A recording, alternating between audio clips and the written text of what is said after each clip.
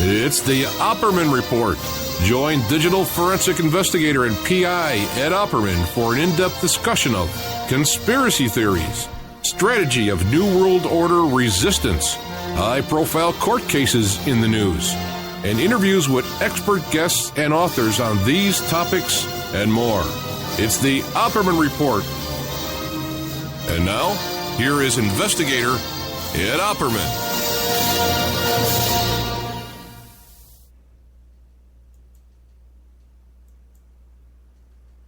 Okay, hey, welcome to the Opperman Report. I am your host, private investigator Ed Opperman. And this show is brought to you by emailrevealer.com. You can go to emailrevealer.com. And let's say you think that your husband or your wife is cheating on you. Did you know that 30% of all people on online dating websites are cheating on their spouse? You can go to emailrevealer.com. Give us their email address. Okay, even their work email address. And we will trace that back to online dating websites and personal ads and catch them cheating online. You can also go to emailrevealer.com and get a copy of my book, How to Succeed as a Private Investigator. Okay, I think we are all ready to go. I want to welcome our new station tonight that just picked us up on the air radio. Joe Ruse helping us out there over at Awake Radio, our new station. And on the air radio is a Staten Island station, so it's nice to see the old folks from Staten Island. I hope some people there hear my voice, recognize who I am, and send me some love. Okay, tonight at 8 p.m. in 1 hour from now. No, actually, only 56 minutes. Only 56 minutes to go. I'll be all right. In 56 minutes, I will be on Green-Eyed Monster on American Freedom Radio as a guest. So you can go there to AmericanFreedomRadio.com and jump in the chat room over there. And Sherry and Jillian will be interviewing me about my interview of Joe Sacco over there at the Democratic National Convention. Tomorrow at 5 p.m. Pacific Standard Time, I have Pierce Redmond from PorkinsPolicy.com. Oh, no, Porkins Policy Review. And by the way, on Friday nights before my show starts at 5 p.m. on Awake Radio, Porkins Policy has joined us on Awake Radio. He has a show they're playing from 3 to 5 before my show. We might move it to after my show because we're going to probably move Chuckacelli before my show. Then on Saturdays, by the way, tomorrow too, after I talk to Pierce Redmond, I'm going to be talking to William Ramsey finally, after weeks and weeks of bumping my good friend William Ramsey. He's probably one of the nicest guys you ever meet in your life. And a really brilliant guy, really hard work. Both of these guys, Pierce Redmond and William Ramsey, are both really, really top-notch guys that I respect a lot. So William's going to be on our show talking about his new book about Aleister Crowley, but also other things too as well, about his new show. He's going to be starting a show tomorrow night, as a matter of fact, right after my show. And that will be on awakeradio.us. But it's also going to be on PSN Radio is going to carry it. And I'll probably talk to some of the other stations too to get him to carry him as well too. And also with Pierce. So we'll try and get everything all these guys together. Now, the week after Saturday, I'm going to be doing an interview with a lawyer involved in the TW-800 lawsuit. Okay? A lot of people don't realize that there was a lawsuit surrounding TW-800, and he actually won the lawsuit. And I believe that his theory in that litigation was that the U.S. military was the one that shot down that airplane by mistake. And as you guys know, my old friend from Staten Island, as a matter of fact. Oh, you know what I mean? I better not tell that story. We got Staten Island guys listening. But my old buddies from Staten Island were part of NYPD Harbor Aviation, who lifted up that debris from the crash, the TWA-800 crash. Week after that, on Saturday, I have an author named Strieber, who was referred to me by Peter Dale Scott. And we're going to be talking about SLA, the Symbionese Liberation Army, and Patty Hearst, and also Black Panthers and prisons and stuff around the 70s there. And very, very interesting stuff we've been wanting to get into. Okay, some updates. Let's see. There has been a situation. Okay, wait. What's the name of the station? It's OnAirRadioNetwork.com. OnAirRadioNetwork.com on Staten Island. My buddy Joe Ruse has just corrected me. Thank you very much, Joe Ruse. OnAirRadio.com. No one can hear me. No one can hear me? Why is that? Oh, you can hear me. Okay. Tell Adam to reboot, and he can find it. The new name of the show is No More Fruitle Strudle. Okay. There is a hunger strike going on.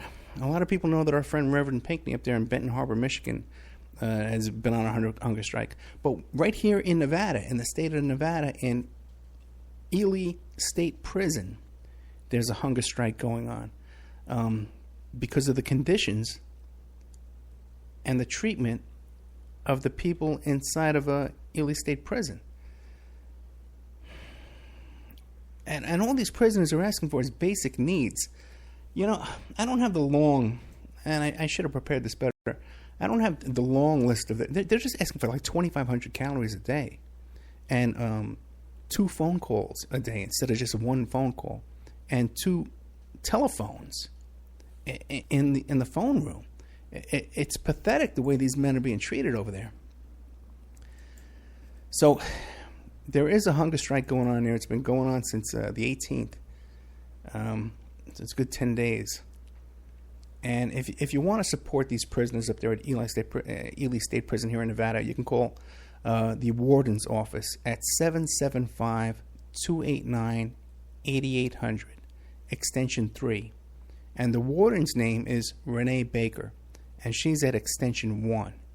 Okay, and it's really a piece of cake. And you don't have to worry about when you call these prisons up, because first of all, you're right. You know, your tax money pays for these prisons to be run. So don't be intimidated by this. And you call over there and you just say, listen, I'm concerned about the current situation, treatment of the prisoners. And I understand they're involved in a hunger strike. Can you tell me what's going on? Can you update me on what's going on? And something as little as that, a little phone call that only takes a couple of seconds to do. And they're very polite with you, you know. You're not going to get in trouble for doing this. So we're not telling you to harass them. Okay, or dig a tunnel to get these guys out. Okay, all we're asking you to do is make a phone call. So I would really recommend that. You call Ely State Prison, the warden's office is 775-289-8800, extension 3. Okay, you know, we're going to have a new segment coming up. Remember we used to do the Bernie Girl segment that was so popular on the Opera Report when things were looking so good for Bernie way back in January and February. We used to do this segment where we had these very pretty girls come on the show and promote Bernie Sanders. We call them the Bernie Girl, and they would mention upcoming Bernie events.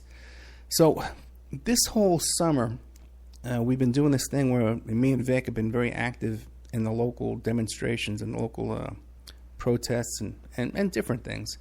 And there was this one young woman, Melissa Freya Score, who over the summer, I've just watched this young lady progress. First, she was just standing, you know, holding up a sign and just getting more and more active and stuff like that. And she's on almost every single event. And I remember one we did just recently where we dressed up in orange jumpsuits and we went down to the FBI headquarters in Las Vegas. And I think at one time we said we were going to chain ourselves to the fence or something, some kind of thing, like, or have a sit-in, you know. But it was off in the corner. You really couldn't. There was no point in sitting in front of it because no one could see us. So we went out on the street. We all held up signs and stuff like that in our orange jumpsuits. And this young woman, Melissa Score, wore, in 110 degrees, wore this Hillary Clinton mask and an orange jumpsuit and a Hillary Clinton rubber mask. You know, and it had to, underneath that mask, it had to be like 150 degrees under there. This poor kid, you know. But and it was just so impressive.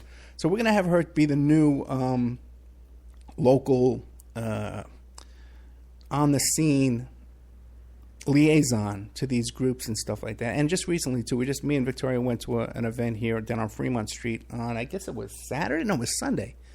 It was a Bernie Sanders support. We're rallying the Bernie Sanders base, you know, and Melissa took the lead, and she had a cheap little megaphone, but she was doing all the chanting and leading the chants and stuff like that. So we're going to give her a voice here on the show here. She's going to start promoting local events and also wider events too, like the Move.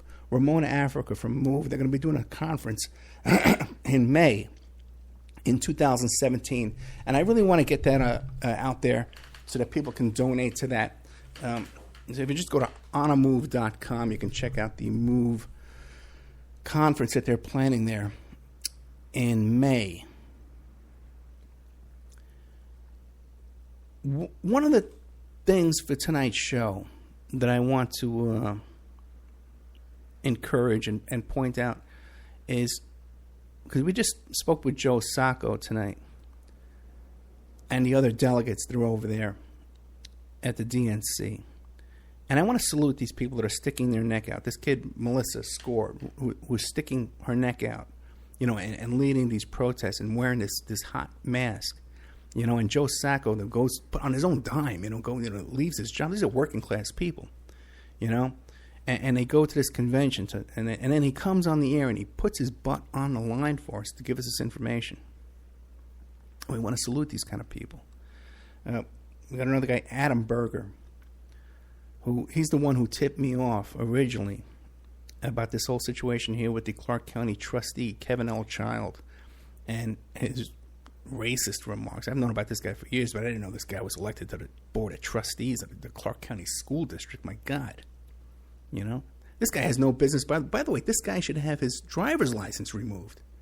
Forget being on the trustees. He shouldn't have a driver's license. If he doesn't know whether or not you should run over people who aren't whether they're protesting or whatever the reason. If there's no logical reason, unless they're pointing a gun at you, to run a pedestrian over in your car. This guy should not have a driver's license. Forget that he should be on the school board. That's outrageous. So we have to get these kind of things organized here locally, and I want to devote this show. And in fact, I even just applied to get this show on a local station too, as well, for more community activism and involvement and give a voice to our community and grassroots organizing, which is, I think, what we need when we see what's going on at the Democratic Convention and how corrupt things are and how arrogant they are. If you look at the newscasts on MSNBC and CNN and even Fox News, don't forget, Fox News is propagating this propaganda just as much as MSNBC and CNN. There's very little difference. This is a coronation of the Clinton crime family that have blatantly stolen this election. It's been proven by these WikiLeaks, And now we have a guy, Joe Sacco, a delegate, who's over there, an eyewitness, who describes, Bernie being manhandled, being hustled out of the room, but not by his own security guards, by other guys. Comes back the next day, got a big gash on his face. Okay? And is anybody else reporting this to you? Okay? Very little. So I want to salute these people that are sticking their necks out. Okay? And by the way, too, after looking into this whole situation here in the Clark County School District, and the racist comments and the bigoted comments by Kevin L. Child, so I've been talking to these people about what's going on down there. We stumbled on this whole other issue of corruption going on down there, where actually where two former people are actually put in prison for stealing money from the Clark County School District. They're in prison right now. And then you see other people that are popping up in this little controversy here. They're in that same little group of criminals, And so this is something we're going to be shining a light on and exposing, because this is absolute stuff that we can make a difference when you have a microphone and you have a radio show and you make an effort to put in the work and to get to know these people and to report the truth. Last week, because we did the Friday show and then we did the Saturday show. Then after the Saturday night show, I had a little communication with Aaron Bilbray, the Nevada superdelegate. This is when everything was going on about WikiLeaks. And CNN and MSNBC and Fox News were all still reporting, we have not confirmed these WikiLeaks emails are real or not real. We don't know if they're real or not. Hasn't been confirmed. Well, Aaron Bilbray, the Nevada superdelegate, who was the first superdelegate in the whole country to support Bernie Sanders, said, I saw my emails on WikiLeaks. So I contacted her. I says, can you confirm that the WikiLeaks emails are real then? And she says, well, I know my email was in there and it was leaked. So we really were the first outlet to confirm that the WikiLeaks emails were real. And again, this is Aaron Bilbray sticking her neck out. And the reason why we will to report to you tonight about Joe Sacco and his eyewitness of Bernie being hustled around and manhandled and showing up the next day with this injury. And by the way, too, the pictures of the injury on Bernie's face are being deleted from Facebook. Now, I'm not a paranoid lunatic like most people are, like a lot of these people are. But this is something we're seeing firsthand, that the original meme of Bernie's face with the big scar on his face has been removed from Facebook. It wasn't one of my friends. It was either Cody or Tia who took a picture of their DVR of the same shot that captured the picture. That's the only reason why I have a picture of it. So the reason I was able to get Joe Sacco is because the day of you might recall the day of the Clark County convention, the Democratic convention. I was supposed to go down there, and my battery was dead. And I posted on Facebook, hey, I need a ride to get down to the convention. And it was Christine Kramer and a couple of her friends who said, hey, we'll give you a ride. You know, and they're calling me up saying, well, where are you? You know, do you still need a ride? And we're talking about giving me a ride. And I'm hearing them talk about how, they knocked us off the credentials committee and they did this and they did that. And today we're going to go down and we're going to do this, so we might get arrested. And I'm saying, whoa, hold on. If it's that serious, I should stay here and I can broadcast live. And I said, what are you talking about, broadcast live? I said, yeah, I got a radio show. I got a radio show and I can cut in live. A lot of these stations let me cut in live. You know, I can cut in Ireland. I can cut in the UK. I can cut in and go on Spreaker and iHeart. I can cut in live and go on live. Well, this is going on if there's a problem. And that's what happened. They call me live. We're having to sit in there trying to arrest us. And they're passing the phone around. You know, the cops, everybody saw that they're passing around a phone to a radio station, you know, that they're live on the air. And we were able to prevent them from being arrested, you know? And it's by making this effort and reaching out into the community and verifying these things.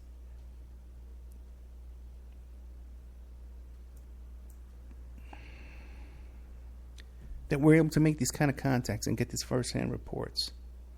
Okay? I got to tell you, man, when I saw this, after talking to Joe Sacco, and then seeing the arrogance last night on CNN and MSNBC, I'm worried about what's going on. I have fear in my heart right now what I see going on in this country, and I think we have very little time left. The things I see today are far different from what I saw as a kid growing up watching Nixon against McGovern and Jimmy Carter against who was Carter against the first time? Carter against Ford, you know. And even, you know, Carter against Reagan. Then you started seeing things really getting, you know, corrupt. I'm worried that we really got to get our act together. And I know that there are a lot of radio hosts and other radio stations that listen to this show. And right now I'm not talking to the people who were in Skype together and they're guests on my show and they're on my station, and I'm not talking to those people. I'm talking to those people out there that listen to this show and then contact my guests and try and book my guests and then try and sabotage my show. Okay? And the people that don't take this opportunity that we have here to share the truth and to really do the work and really investigate and really make an effort, you know, to take this responsibility seriously. And I'm asking those people to really to take a second look at what they're doing. And instead of just repeating things they see on these little Facebook memes and repeating what they see on YouTube, to really go out into the community and make an effort. Like when you see something on the internet that says, okay, George Soros funds Black Lives Matter, instead of just saying, okay, that fits into my bigotry, that fits into my preconceived notion, that fits into my prejudice, really make an effort and check on that. Go to visit your local Black Lives Matter planning meetings and protests, and you'll see very quickly that no one's funding these things. These are all grassroots operations where people are digging into their pockets to fund these operations.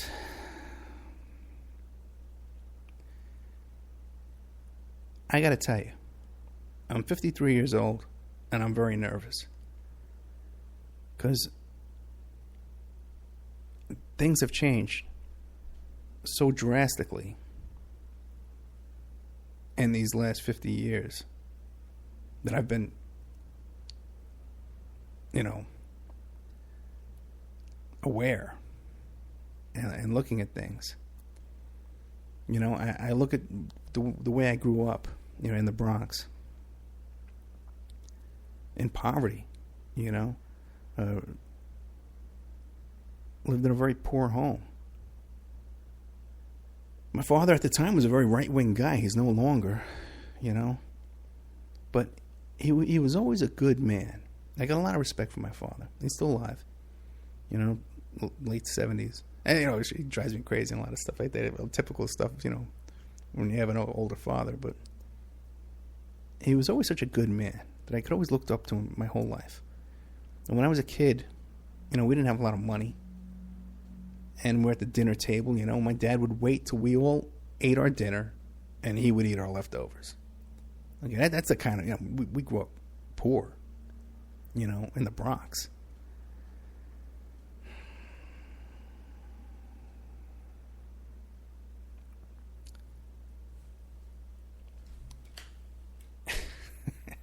And then I remember we didn't have a car, you know. And I guess I was about 3 or 4 years old that you could get a Peugeot, a 4-cylinder Peugeot back in those days for like $900, you know. And I guess my dad somehow, you know, I guess he took out a loan or saved up his money or whatever, but he was able to get this Peugeot, you know. And he didn't, you know, my dad was an accountant. And I'll tell the guys from Staten Island this funny story, too, because you're coming from Staten Island. People, you know, you get into a fight with another guy in Staten Island, right? Well, you know who my uncle is? You know who my father is? You know who my cousin, you know, right? And I would say, well, you know who my father is? My father's an accountant. You got nothing to worry about my father. You got to worry about me right here in front of you right now. Okay? And those Staten Island guys understand that. Because, you know, you get into a fight, you got to introduce them to your whole entire family. You know who my uncle is, you know who my father is. But anyway, my dad was an accountant, and he used to work for these charities like the Children Aid Society, right? And one time, you know, he was such a soft-hearted guy that they wanted him to fire this nun who worked for him, and he couldn't do it. He couldn't fire this nun. They told me, you got to fire this nun. She's useless. She's not doing any work here. You know, and he could not do it. He could not fire this nut, so he just quit the job. He never went back. Okay, that was my father. So we bought this little 4-cylinder Peugeot. And first we started going on these little, you know, we'd never been on vacation before. We didn't have a car. When we wanted to go to the beach when we were kids in the Bronx, I had to get on the subway and the train and then take a bus. It was like a 4-hour trip to get to Rye Beach. No, not Rye Beach. The other one was, I won't remember right now, but I don't remember the beach, but to get to this beach, Orchard Beach, to get to Orchard Beach in the Bronx, it was an all-day trip. You know, my mother would take me and my sister, and we would go on first we'd have to take a train, then we'd have to transfer to a bus, and then to another bus, and then we would get there, and we would meet my cousins and my aunt there, then we would be there for a little while. My mother and my aunt would get into a fight. We'd go and move our blankets on the beach, to a different spot, and then we'd start heading back. You know, it was a good all-day trip. My God, we didn't have a car or anything in the Bronx when I was a kid. But my father finally got this car, so we started taking these little summer vacations to Asbury Park. That was our big vacation. We'd go to Asbury Park, New Jersey, where they had because back then they had the rides on the boardwalk. You know, but we would have to stay at some little, like a flop house, like a rooming house. We'd rent a room in this little house. You know? So then, I guess after a few years, my dad made this decision that what we would do is we would take a drive down to Florida for vacation for the summer. Now just imagine, we got a 4-cylinder car, got 4 members of the family, right? A car with no air conditioning. But our plan is we're going to go to Florida for vacation. Okay, I'll stop right there. I'll play these commercials and we'll be right back after these messages. And now a word from our sponsors. Did you know that 30% of all people on online dating websites and personal ads are either married or in a monogamous relationship? 30%. If you suspect that your husband, your wife, your boyfriend, your girlfriend may be cheating online, go to emailrevealer.com. On our online infidelity investigation. You give us their email address, and we could trace it back to online personal ads, dating sites, and social networks. We can even expand the investigation and find them cheating on escort service sites or even porn sites if they're registered to porn sites and swinger sites. So check out emailrevealer.com if you suspect your spouse is cheating, and check out our online infidelity investigation. William Ramsey is a producer here at the Opperman Report, and he's just come out with a new book, Children of the Beast, Aleister Crowley's Shadow Over Humanity. Now, he just sent me a copy of this book. Oh boy, it's about 2 inches thick, and there's a chapter on just about everybody in this book that you can imagine. The Beatles, and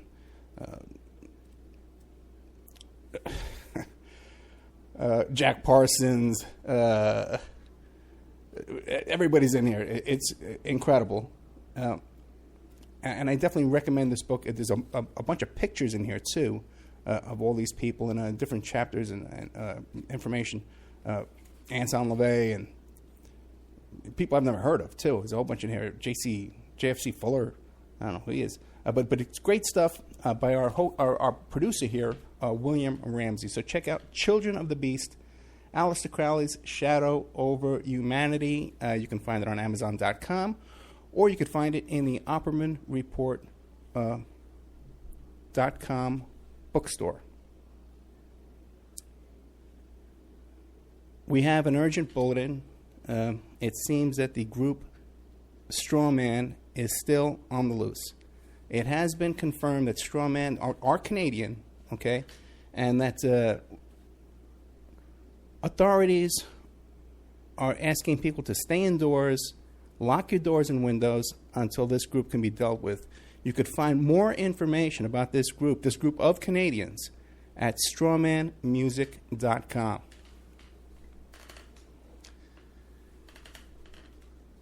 You can have your ad played here. Okay, we're looking for sponsors. Okay, in fact, we desperately need sponsors right now to take this show to the next level. So you can have your your ad played here, read live, like I'm doing now, so artfully.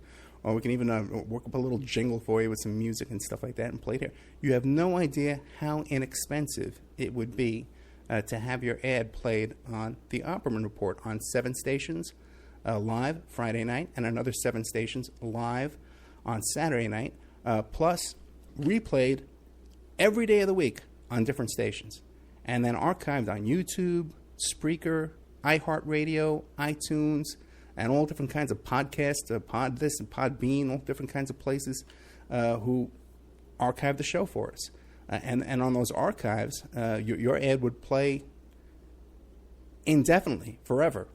You also get a little banner on OppermanReport.com. You get a mention on the air. You get a little interview on the air. And all kinds of fun stuff if you sponsor Opperman Report. We have an opportunity to get this show on a major AM/FM station in California. We've been approved. So if you want to sponsor us into that, so incredibly inexpensive that your ad would be heard by the range covers 5 million people in population, where your ad would be broadcast, and all these other stations would be thrown in for free. So really affordable prices to sponsor OppermanReport.com.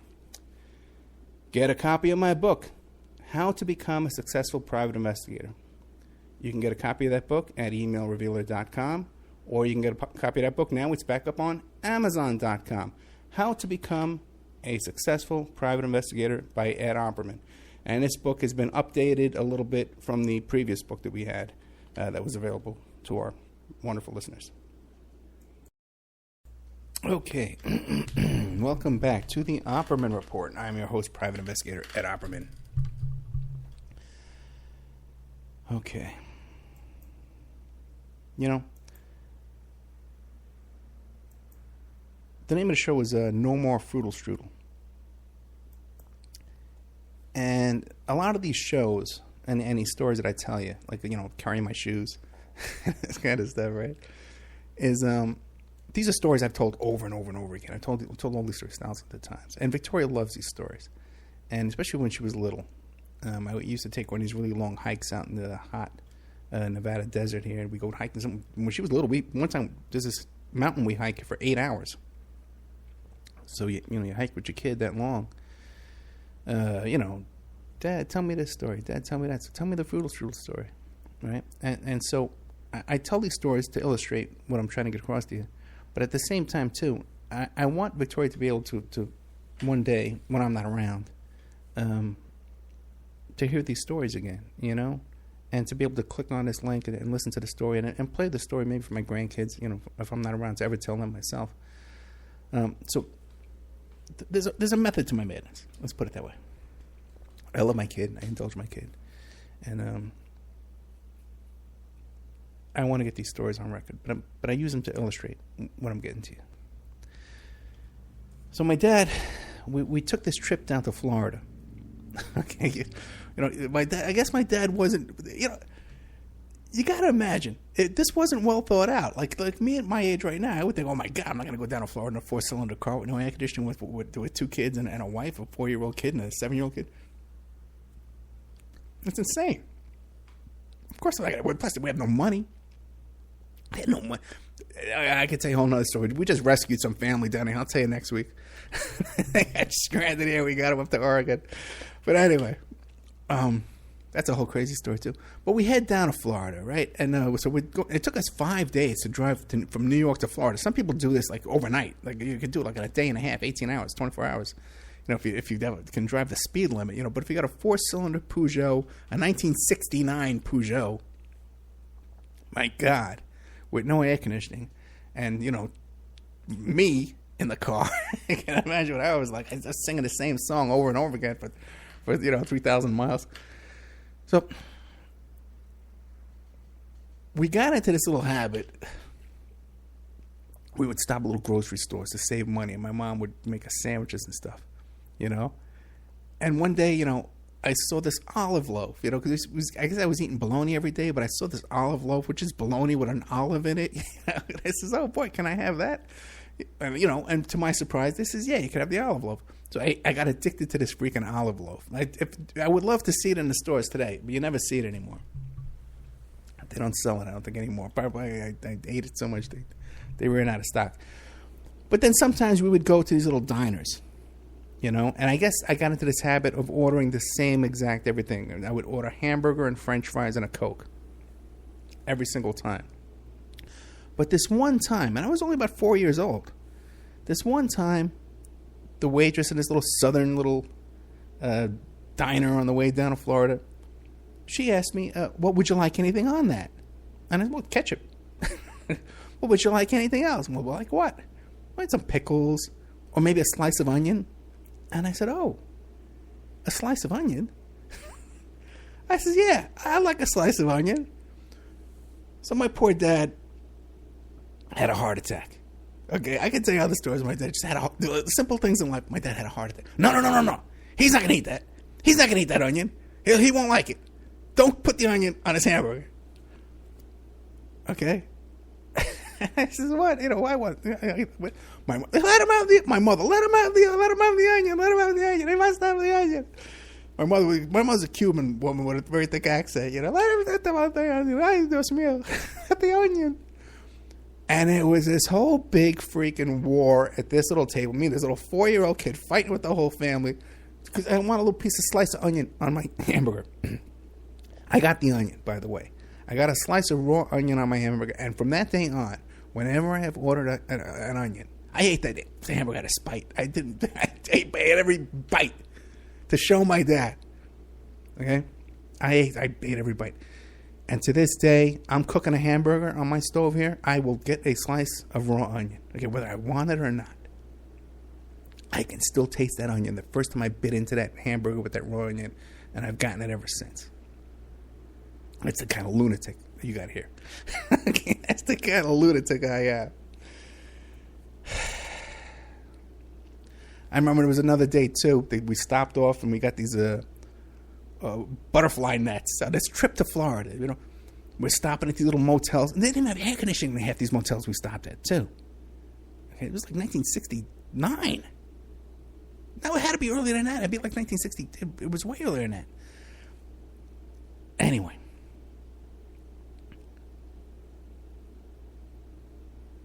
We got into the habit of getting this apple strudel. Okay? And I could tell you exactly what it was like. It was, and me and my sister loved this apple strudel, and we used to call it Fruitle strudel. Okay? And it was in this little aluminum foil tin, and it was flattened out apple strudel, like one little layer, but it was really good. It's like fresh apples, I guess, back in those days. Now, I guess, because we get strudel now. We get apple strudel now at Smith's grocery store, but it's just not the same. I can remember this apple strudel when I was a kid, and then it would be wrapped in cellophane, and back then you had paper bags. They didn't have plastic shopping bags. They had paper. When you went to the supermarket, they gave you a paper bag. So I guess me and my sister got into the habit of eating this Fruitle strudel because we loved it so much. And one time something happened, like they let us have it for a dessert after dinner or something like that, and we wanted more the next day. Okay, because we had seen it. Okay, we didn't get a lot of treats when I was a kid. Like, to get a pizza when I was a kid was a big deal. Forget it. Chinese food was like a miracle. But here we're staying in this little flea bag motel on our way down to Florida, and they asked us what we want to eat, and we said, "Well, we want Fruitle strudel. We want Fruitle strudel. We want Fruitle strudel." And my poor dad, you gotta imagine, he's been driving 10 hours a day with these lunatics in his car, with no air conditioning, So my dad had had enough. And he says, "No!" And he takes the Fruitle strudel and he raises it over his head. And he throws it to the ground, screaming, "No more Fruitle strudel! No more Fruitle strudel!" And then he starts jumping up and down on this apple strudel. Okay? Screaming, "No more Fruitle strudel!" And, I'm 4 years old. I look up at my father losing his mind. But it wasn't that unusual that my father would lose his temper, believe it or not, okay? Because you know me, I never lose my temper. And, of course, this ended in tears, when running off the other side of the flop house or motel, wherever we were staying on this trip. Crying, my mother, "Give them the Fruitle strudel. Ay, Dios mío, they want the Fruitle strudel. They want some strudel. Let on the strudel." So, I guess we went to bed that night with no food or whatever it was. And I guess my dad, started feeling bad about destroying our Fruitle strudel. It's funny, too, because I'm pretty sure, if I remember this story, that when he jumped up and down on the Fruitle Strudel, I can almost picture this. This must be true. I think he was wearing his pajamas, and I think he was wearing his slippers. Okay? And you might recall that back in those days, when your dad's slipper was the weapon in the home, that when you saw a roach running through your home in the Bronx, it was your father's slipper that you used to kill that roach. For some reason, because you call your father first when you're little. Dad, get the roach. Oh, Dad, there's a bug. Go get, there's a spider. Here in Vegas, there's a spider or something like that. But back in the Bronx, there was a roach. Okay? And your dad would come with his slipper in his hand and kill that roach.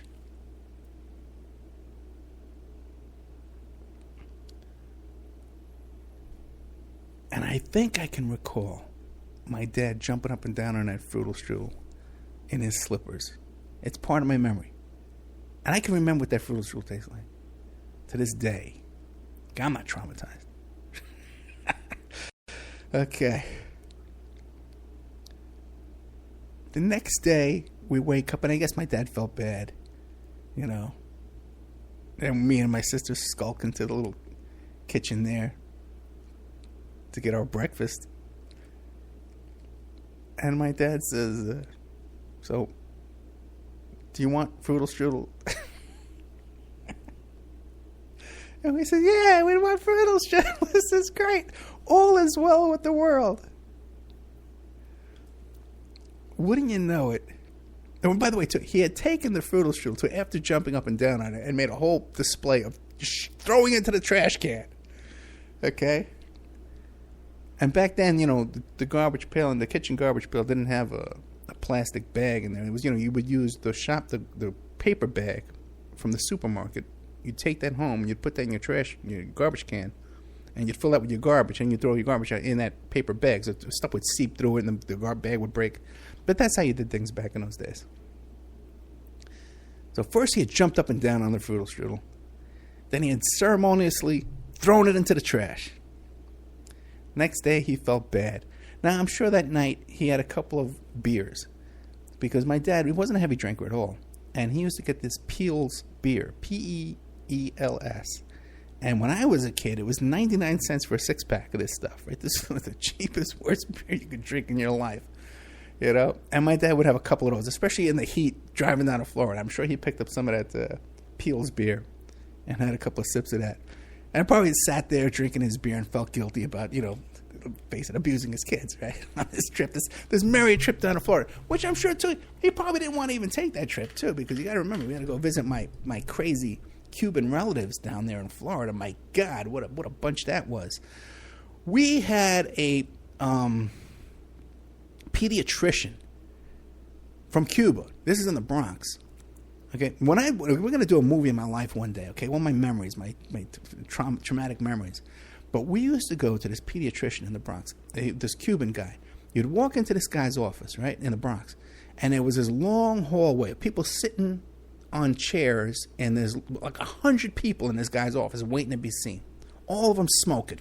Everybody in this whole place smoking cigarettes, 4 cigars, whatever they were smoking. And I in my memory, I remember, you know, it didn't really happen, but I can imagine like chickens running up and down the aisle here. And in my memory, I can, like when we do the movie, I can imagine like guys look like Castro with the army fatigues and beards like that, carrying boxes of guns and ammo and grenades through the hallway. Because it was just this crazy, insane doctor's office. Every time we went there, we'd get a shot. No matter what, you had a stomachache, you got a shot. You know, you cut your finger, you got a shot. Okay, and we thought this was normal. Okay, going to see this doctor, Dr. Perot in the Bronx, because he was the doctor who delivered my brothers in Cuba. So my mother said, "Oh, he's the best doctor. He delivered all my children in Cuba." And meanwhile, my brothers had no birth certificates. That's a whole other story. We can get that whole thing. There was no proof of my brother's births. They still don't have it. Because there's no documentation of their birth in Cuba. You know, with this crazy Dr. Perot. So we thought this guy was normal until my sister turned like 18 years old and she had a boyfriend. And she was sick one time and had to go see the doctor. And her boyfriend took her to this Dr. Perot in the Bronx. This is when we lived in Staten Island. We would live in Staten Island and go back to see this guy in the Bronx. And he says, what are you doing? This guy's a quack.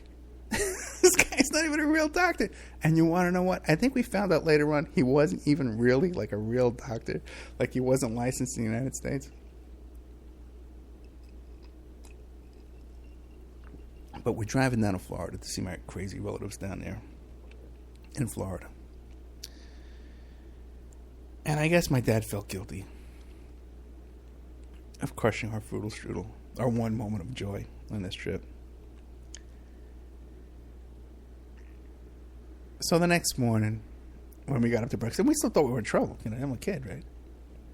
And he said, listen, you guys want the Fruitle Strudel? And we're thinking, yeah, this is great. My dad went out and bought more Fruitle Strudel. Right? That's what you assume. He pulls out the flattened Fruitle Strudel that he had jumped on from the garbage. But it was still wrapped in cellophane, and it was in a paper bag, and we ate the Fruitle Strudel. And you want to know what? I can tell you this 50 years later, I can remember what the flattened Fruitle Strudel tasted like. It wasn't that bad, you know. And I can remember eating that Fruitle Strudel and being happy that we got it. Now, I don't tell you the story to feel bad about my dad. Okay, I think my dad's a great guy. My dad's still alive today. And when something happens in my life and I'm proud of, I contact my dad to tell him, because I want my dad to be proud of me. I love my dad.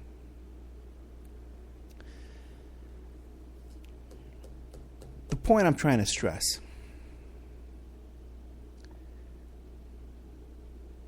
is my dad's frustration. That what would make a grown man, you know, take his children's apple strudel and throw it on the floor and start jumping up and down and throw it in the trash like a lunatic.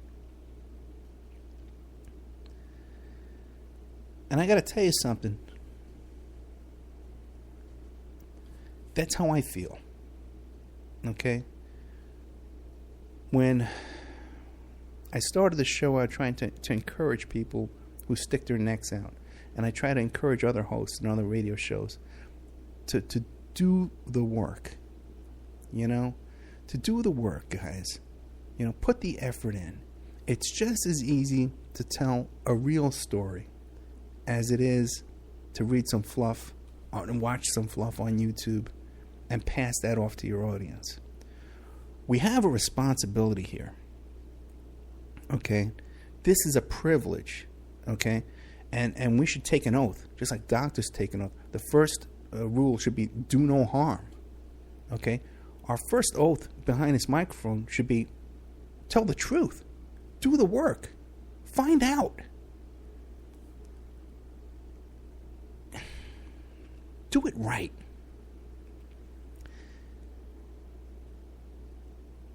When you tell your audience, you know, because we had just had a close primary election here. Okay, and we see what happens with WikiLeaks. We see it was rigged. So it wasn't that they were all in on it. It was rigged against Sanders. It's not being rigged against Donald Trump, right? Because he gets all the media in the world. And one ingredient to that, by the way, I think, too, is that Trump always had his own bodyguards. He always had his own security team.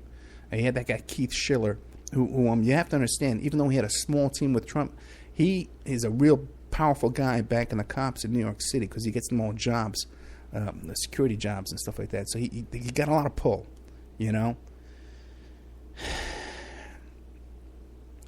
When you tell your audience, oh, they're all in some room together and Bernie's in on it and stuff like that, and it doesn't matter to vote, it doesn't matter to get involved because they're all so big and powerful behind the scenes and we don't have a chance, and it's stupid to vote because it's a selection, not an election, okay? Obviously, we know now that's not true, okay? And when you tell people that, and you tell them not to vote, you tell them not to struggle, you tell them not to fight for their rights, you're part of the problem. You're just as much a part of the problem as Hillary Clinton and the Democratic National Convention. You're just as much a problem as they are because you're doing their work for them. And you got to stop that. And I know there's people that listen to this show, and I'm not talking about the ones I respect. You guys know who you are. You know?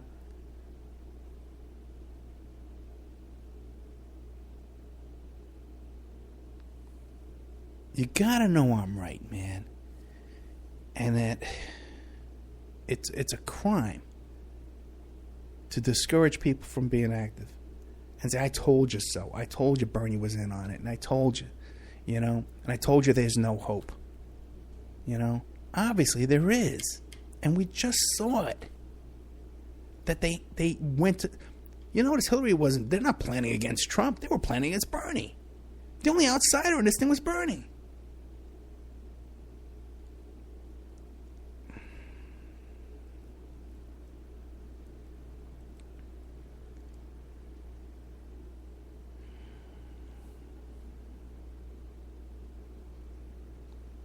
So please, guys, you know, I'm pleading with anybody out there that's behind a microphone that can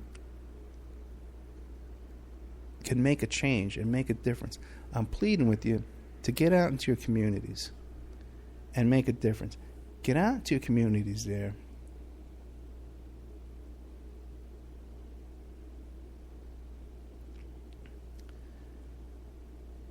And support these local activists. Get down to your school board and just watch what's going on. It doesn't take a lot to figure out where the corruption's going on. You can go there and see it yourself. You can come back and report on it. Or if you don't have a radio show to report on, you can write an article or you can write a blog. You know? If we don't, the stakes we are standing at right now with this arrogance of these Clintons and that this rapist, Trump, that's not being reported either. No one's reporting on what's going on in this election. We got very few people reporting on this. And just like I call these people out to you and say, look, they're sticking their necks out on a limb for you. My neck's out on a limb here, guys. You know? I need your help. This is no joke. I'm putting in hours today, man, doing this stuff. Plus, I'm working on the biggest case of my life. The biggest job I've ever had in my life that I'm getting paid crap for. You know? And I'm not asking for a pat on the back. I'm asking for help. I'm asking for sympathy. Help me. You know? We got a great bunch of guys here. We're building up Awake Radio. You know? And we got a bunch of great guys volunteering and helping them out. This guy TJ, this guy Joe Ruse, Chuck O'Celli, we got Pierce Redmond, William Ramsey, the saint, man. You know, guy put in 40 hours for me every single week. You know, we got a great team here, guys. Building up here, putting stuff together. You know, little things you can do. You can share the YouTube. You can share the website. Little stuff. It doesn't have to always be send money, although that's great too. You know. Become a member, buy my book. Nah, I gotta order a bunch of books anyway. I don't buy books now.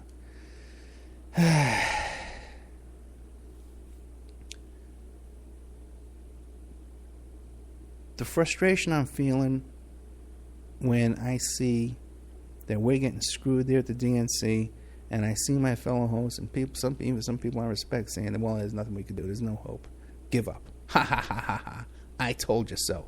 What satisfaction can you get out of telling someone, I told you so in a situation like this? Just think about it.